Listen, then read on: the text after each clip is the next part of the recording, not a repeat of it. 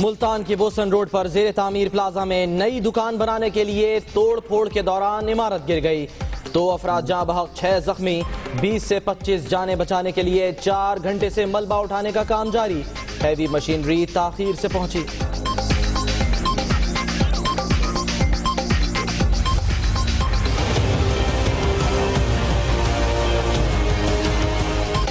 फौजी अदालतों के कयाम से दहशतगर्दी में कमी आई। सिपा सालार ने कह दिया, कौमी सलामती के इदारों की हिमायत जारी रखने का आज़म। क्लियर शुदा इलाकों में ऑपरेशन जारी रहेगा। आर्मी चीफ का कोर कमांडर्स कॉन्फ्रेंस से खिताब।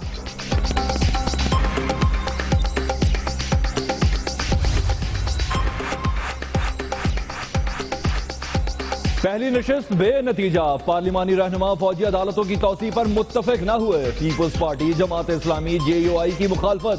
PTI के हुकूमती कारकर्दगी पर तुंदो-तेज सवालात। 17 जनवरी को दोबारा इजलास होगा।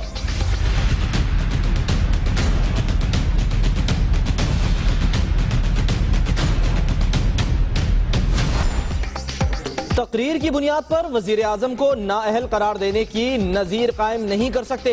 ऐसा करना खतरनाक हो सकता है। क्या PTI पनामा के मामले से पीछे हट रही है? सुप्रीम कोर्ट के रिमार्क्स। आर्टिकल 62 और 63 पर दी गई ऑब्जर्वेशन वापस। आपके रिमार्क्स ने बहुत जख्मी किया। PTI वकील का शिकवा, असल मकसद हकायक सामने लाना है, तकलीफ देना नहीं। जस्टिस अजमत का जवाब, अदालत के बाहर नईम बुखारी के चुटकुले। वकील भी कभी केस आ रहा है, मुवक्किल आते हैं।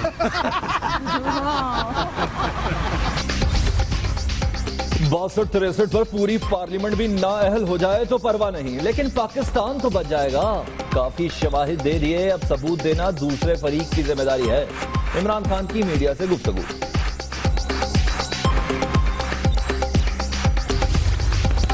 इमरान खान साहब, झूठी कहानी को मजीद झूठ से सच नहीं बनाया जा सकता। सबूत मांगने पर आप जल्द से शुरू कर देते हैं। अब पतली गली से भागने नहीं देंगे। नून लीग के रहनुमाओं का तंज। वजीर आजम के बच्चों का मामला है, उन्हें तलब किया जाए, जिरा करूंगा। शेख रशीद के अदालती वक्फे में सिगार के कश और तबसरे। जमात इस्लामी की भी वजीर आजम को तलब करने की दरखास्त।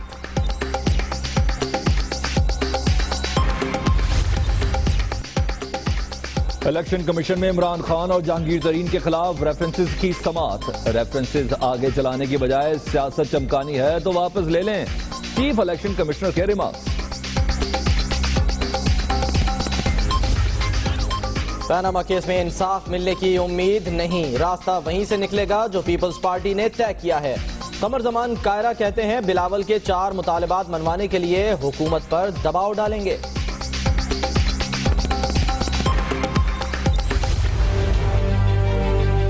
पाकिस्तान हर तरह से अल्हम्दुलिल्लाह आगे बढ़ रहा है।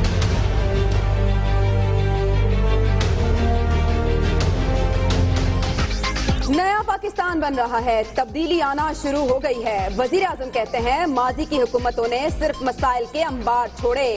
बरामद करंदगान के लिए 180 अरब रुपए के पैकेज का ऐलान।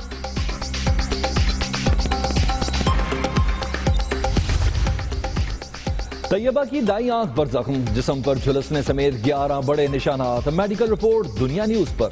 पुलिस रिपोर्ट भी सुप्रीम कोर्ट में जमा। कल मुकदमे की समाअत। बच्ची ने पहले दिन साथ ले जाने वालों को ही वालिदैन कह दिया।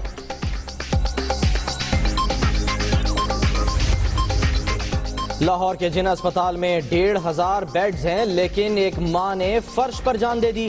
पंजाब के अस्पतालों को ठीक करेंगे। वजीर आला शहबाज शरीफ का मुजफ्फरगढ़ में खिताब। हैदराबाद की सरफराज कॉलोनी से मियां बीवी और 3 बच्चों की लाशें बरामद। मौत जहरीली चीज खाने से हुई, पुलिस को शुबा।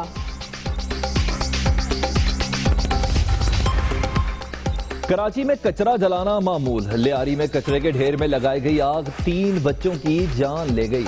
आए रोज वाकयात के बावजूद इंतजामिया अपने कामों में मगन। टूटी सड़कों और जगह जगह कचरे की जिम्मेदार सिंध हुकूमत करार। मेयर कराची कहते हैं शहर का कोई पुरसाने हाल नहीं, अस्पतालों की हालत भी कचरे जैसी कर दी गई। सलमान हैदर को इस्लामाबाद में जिस मकाम से अगवा किया गया वहां सेफ सिटी कैमरा नहीं, स्पेशल इन्वेस्टिगेशन टीम बतश्कील। बाजियाबी के लिए इस्लामाबाद में सिविल सोसाइटी का मुजाहरा।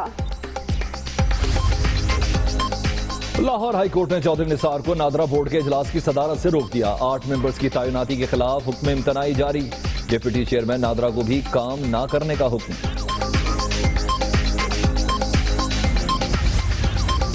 पेशावर की जिले असम्बली का इजलास एक बार फिर मछली मंडी बन गया। पीटीआई के नाजमीन गुत्थम गुत्था, एक दूसरे को गालियां भी दी। लाहौर में लड़ाई झगड़े के मुकदमे में आने वालों का फिर झगड़ा। मॉडल टाउन कचहरी का अहाता मैदान जंग बन गया।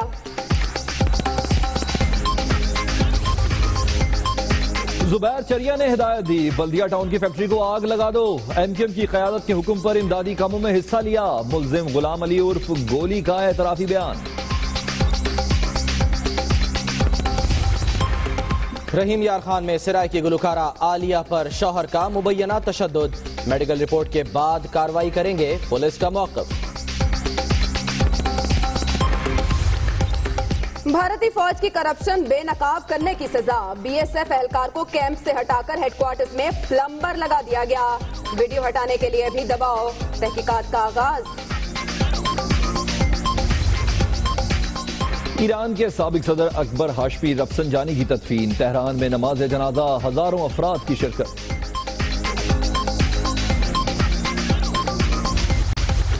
मुझे सेठ ने बोला कि आपका फ़ोन आया है तो आप का नाम मलेशिया के ख़िलाफ़ आया है कि अल्लाह ताला ने मुझे इतना इज़्ज़त दिया और ऐसा मौका दिया, तो इंशाल्लाह इस मौके से मैं इंशाल्लाह पूरा फ़ायदा उठाऊँगा।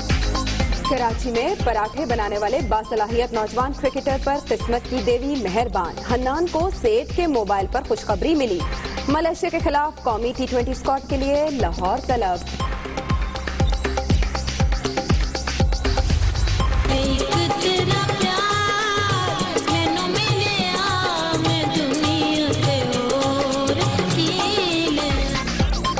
एक उम्र बीती तेरे इंतजार में, गुजरा हर लम्हा तेरे प्यार में। 75 साल पुरानी मोहब्बत रंग ले आई। सरगोदा का 90 साला गुलाम फरीद 95 साला हयाता बीबी को ब्याह लाया।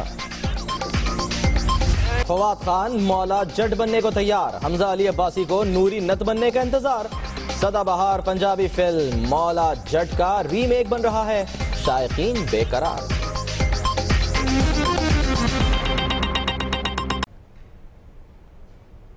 खुल रही है परतें, क्या हैं वो 3 शर्तें। जनरल रिटायर्ड राहील शरीफ 39 मुल्की इत्तेहाद की सरबराही पर रजामंद कैसे हुए। लेफ्टिनेंट जनरल अमजद ने जनरल राहील से हुई गुफ्तगू बता दी। जनरल राहील शरीफ ने सऊदी वज़ीर दिफा के सामने 3 शराइत रखी। वो शराइत क्या थी आपको बताएं। पहली शर्त कि वो इत्तेहाद के कमांडर होंगे, किसी के मातहत नहीं होंगे। शर्त नंबर 2, ईरान को इस इत्तेहाद में शामिल करो। तीसरी शर्त, रुकन ममालिक में सालिसी का पूरा इख्तियार होगा। और आपको यह भी बताएं कि लेफ्टिनेंट जनरल रिटायर्ड अमजद का कहना है कि सऊदी अरब ने तमाम शराइत मान ली। इसका बाकायदा प्रपोजल मार्च तक हुकूमत पाकिस्तान को भेजा जाएगा। इस बारे में मजीद बात करते हैं lieutenant general retired Amjad Shoaib साहब से। बहुत शुक्रिया आपका जनरल साहब। बताइएगा क्या 3 शराइत थी और क्या इस मामले पर आपसे उन्होंने मुशावरत की। उन्होंने मुझे जिक्र किया था कि जब सऊदी डिफेंस मिनिस्टर यहाँ आए और उन्होंने पहले प्राइम मिनिस्टर से मुलाकात की और प्राइम मिनिस्टर को उन्होंने तजवीज़ दी, तो उन्होंने कहा कि जी हमारे लिए ये एजाज की बात है।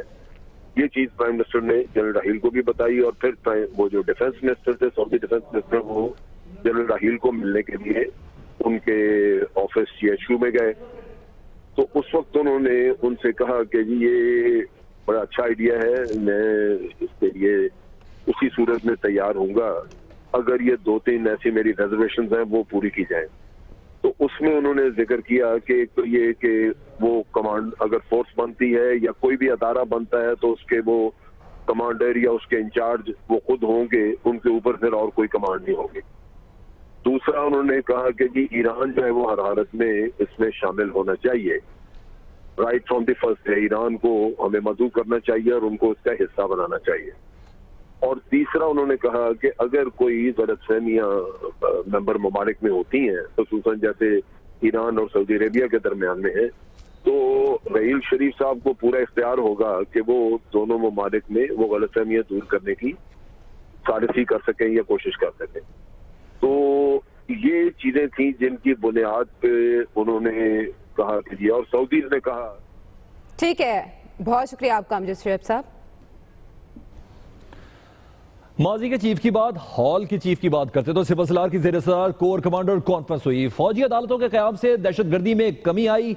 आर्मी चीफ ने यह कहा कौमी सलामती के इदारों की हिमायत जारी रखने के अज़्म का इआदा भी किया गया। साथ साथ कहा गया कि क्लियर शुदा इलाकों में ऑपरेशन जारी रहेगा।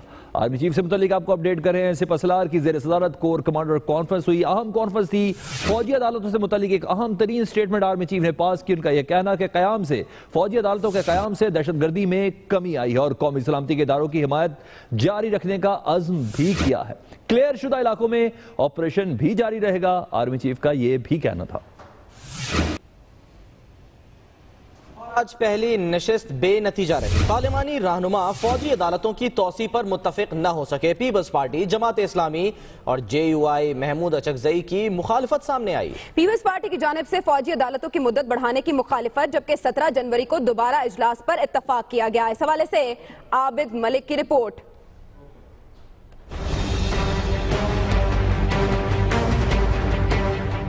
फौजी अदालतों में तोसी पर स्पीकर की ज़ेर सदारत पार्लिमानी रहनुमाओं का इजलास बेनतीजा खत्म। पीपल्स पार्टी, जमात इस्लामी, हुकूमत की इत्तेहादी JUI फे और महमूद अचकजई की फौजी अदालतों की मुखालफत। तहरीक इंसाफ के नेशनल एक्शन प्लान पर अमल दरामद और हुकूमती कारकर्दगी पर तुंदो तेज सवालात। इन 2 सालों में हुकूमत ने कुछ नहीं किया। जो इन्होंने रिफॉर्म्स और इस्लाहात लानी थी, एक इस्लाह भी ये हुकूमत करने में नाकाम रही है। अपोजिशन लीडर खुर्शीद शाह का कहना था कि पीपल्स पार्टी फौजी अदालतों की हामी नहीं। हुकूमत से पूछा है उसने नेशनल एक्शन प्लान के दीगर नकात पर अमल क्यों नहीं किया। अभी हमने हुकूमत को कहा है कि हमें आप मुकम्मल इन चीज़ों पे नेशनल एक्शन प्लान है, ATC कोर्ट्स के सिलसिले में क्या इम्प्रूवमेंट हुई थी और विटनेस प्रोटेक्शन, इसमें आपको कुछ करना था कोर्टों के सिलसिले में, उसके बारे में क्या हुआ। हुकूमत ने पार्लिमानी रहनुमाओं को फौजी अदालतों की मुद्दत में 2 साल तोसी पर कायल करने की कोशिश की, ताहम नाकाम रही। 17 जनवरी को इजलास दोबारा होगा। कैमरामैन सहर जिलानी के साथ आबिद मलिक, दुनिया न्यूज, इस्लामाबाद। कोताही या जुर्म, गफलत ने बहरहाल 2 घरों में सफ़े मातम बिछा दी। मुल्तान से यह खबर है, जहां MDA को बताए बगैर प्लाजे में तामीराती काम शुरू किया गया। ऐसे में इमारत का एक हिस्सा गिर गया। 2 अफराद जहां बहक और 6 जख्मी हुए, जिन्हें अस्पताल मुंतकिल किया गया है। अफसोस का मकाम तो यह है कि मजीद भी अफराद मलबे तले दबे हुए हैं, जिन्हें रेस्क्यू करने का ऑपरेशन ताहाल जारी है। District rescue officer doctor Kaleem का यह कहना है कि 2 अफराद जहां बहक और 3 जख्मी हुए हैं। एक फैमिली की भी इमारत के अंदर जाने की इतला है, ताहल अभी तक तलाश जारी है। डॉक्टर करीम ने मजीद क्या कहा, ये वो आपको सुनवाते हैं। मालकान से जब रब्ता किया गया तो उनके वर्कर्स जो रेगुलर एम्प्लॉइज हैं उनकी तादाद वो 4 है। वो इस वक्त वो चारों के चारों हॉस्पिटल के अंदर हैं, जिसमें एक एक्सपायर है, एक डेड बॉडी हमें विजिबल है, नज़र आ रही है, लेकिन वो कोलैप्स मटेरियल के अंदर बहुत ज़्यादा फंसी हुई है। कॉलर के मुताबिक इंसिडेंट होने से चंद एक मिनट पहले एक फैमिली भी उसमें शॉप में एंटर हुई थी, जिसमें 3 जो है वो मेल बताए जा रहे हैं और एक फीमेल बताई जा रही है। अभी उन्हीं की सर्च जारी है। रेस्क्यू के मामला कहां तक पहुंचा, ये आपने जाना। इस वक्त ताज़रीन अपडेट क्या है, वसीम नासिर हमारे नुमाइंदे उधर मौजूद है, उनसे बात करते हैं। जी वसीम, बताइएगा, मुख्तलिफ शहरों से रेस्क्यू टीमें भी बुलवाई गई थी, कुछ फायदा हुआ? जी बिल्कुल, जो मुख्तलिफ इलाकों से रेस्क्यू 1112 की टीमें भी मंगवाई गई थी और अब जो है ये किया गया है कि जो दूसरी मंजिल थी जो भी कोलैप्स हुई थी उसका आधे से ज़्यादा जो मलबा है 2 क्रेनों की मदद से हटा लिया गया है और उसके नीचे से अब जो है वो एक डेड बॉडी नज़र आ रही है, जिसे जो है वो रेस्क्यू हुकाम यही कह रहे हैं कि चंद ही लम्हों में जो है वो दूसरी जो डेड बॉडी है वो निकाल ली जाएगी। और इसके साथ साथ डॉक्टर कलीम इस ऑपरेशन की निगरानी कर रहे हैं और जो आर्मी का दस्ता वो भी यहाँ पर पहुँचा है और जो लेंटर था उसको उसको काट कर उसको छोटे छोटे टुकड़े कर कोशिश ये की जा रही है कि अपने कोशिशें की जा रही हैं। बहुत शुक्रिया आपका वसीम नासिर। और कमरा अदालत नंबर 1 में क्या हुआ बताएंगे एक ब्रेक के बाद। रहिए दुनिया न्यूज के साथ। Welcome back. आपको बताएं कि पनामा केस की अदालत के कमरा नंबर 1 में समाअत हुई, जिसमें वजीर आजम की तकरीर पर फौजदारी मुकदमा कैसे बन सकता है, ये सुप्रीम कोर्ट की जानिब से कहा गया। इसके अलावा यह कहा गया कि तकरीर की बुनियाद पर नाअहल करार देना खतरनाक हो सकता है। और ये भी कहना था सुप्रीम कोर्ट का कि कारोबार मियां शरीफ का था, रकम मुंतकिली पर बच्चों का एहतसाब कैसे कर सकते हैं। मुताद्दिद सवालात आज अदालत उज़्मा की जानिब से उठाए गए पनामा केस की समाअत के दौरान। जबकि सुप्रीम कोर्ट के बाहर नईम बुखारी ने दिलचस्प गुफ्तगू की। उनका कहना था कि वकील केस नहीं हारता, मौकिल ही हारता है। दानियाल अजीज ने पीटीआई वकील पर तनकीद के भी खूब नश्तर चलाया और कहा, स्टपनी वाले जुमले पर इमरान खान ने तो अदालत उज़्मा में सर ही पकड़ लिया था। Panama leaks case, supreme court में दलाइल के दौरान जजेस के तीखे सवालात का सामना। नईम बुखारी का अदालत के बाहर दिलचस्प मूड, चुटकुले छोड़ते रहे। ये एक आदत है अपने पे हंसने। बता ना यार, वकील भी कभी केस आ रहा है, मुवक्किल आता है। मीडिया से गुफ्तगू में नईम बुखारी ने हंसी हंसी में वाजे कर दिया, केस वकील नहीं हारता। फैसला होना है, उसका वकील से कोई ताल्लुक नहीं। वकील भी कभी केस आ रहा है, मुवक्किल आता है। अदालत के बाहर नवाज लीग के रहनुमा दानियाल अजीज ने पीटीआई वकील को आड़े हाथों लिया। सुप्रीम कोर्ट की अदालत में ये लफ्ज इस्तेमाल हुए कि मैं तो स्टपनी वकील हूँ, असल वकील तो हामिद खान है, वो भाग चुका है।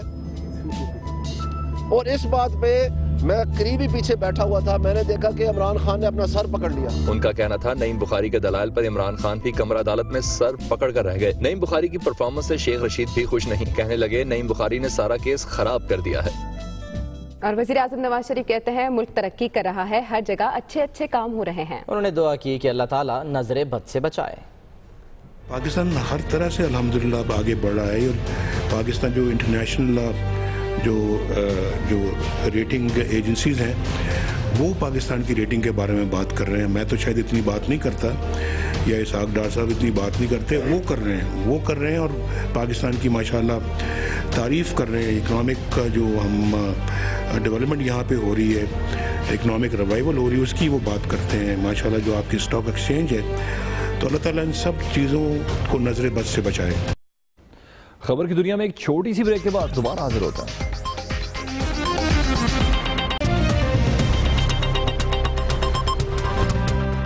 कराची के इलाके औरंगी टाउन में रेंजर्स की कार्रवाई, कब्रिस्तान में छुपाया गया मुत्तहिदा अस्करी विंग के ज़ेर इस्तेमाल असलहे का बड़ा जखीरा बरामद।